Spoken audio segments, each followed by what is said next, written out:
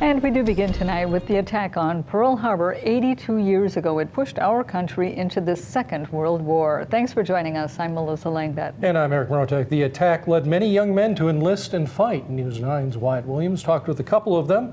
He joins us now with their story. Oahu, Hawaii and Wausau, Wisconsin are over 4,000 miles apart. And for most of the morning on December 7th, 1941, Wisconsin didn't have a clue what was happening at Pearl Harbor. But that 1 hour and 15 minutes of anarchy rocked the world and was felt even here in central Wisconsin.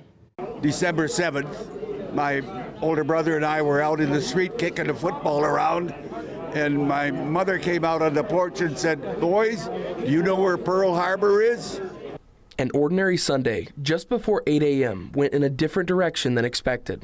A day filled with confusion and chaos as the Japanese military attacked the United States.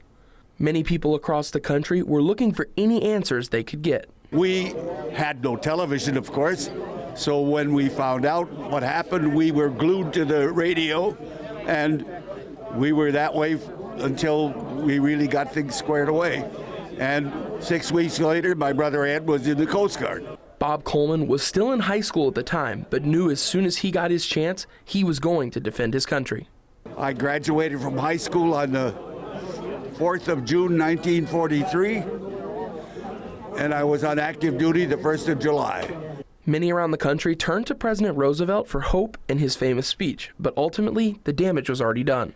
I have to agree with President Johnson or President Franklin Roosevelt. It was a day of infamy. Yes.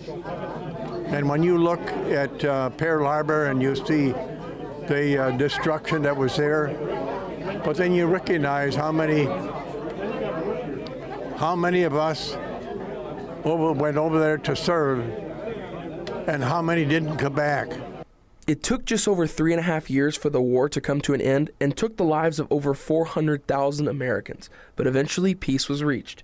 Nowadays, the same country who launched the attack is one of America's strongest allies. That's something Lester Rico finds comfort in. Japan wanted to kill us, wanted to do away with us. I'm grateful that Japan now is a friend. Even before the U.S. was officially in the war, we were supplying Great Britain in the fight against Nazi Germany. It was the attack that day that pushed the U.S. over the edge. Today, only one member of the USS Arizona is still alive. Melissa and Eric, back to you.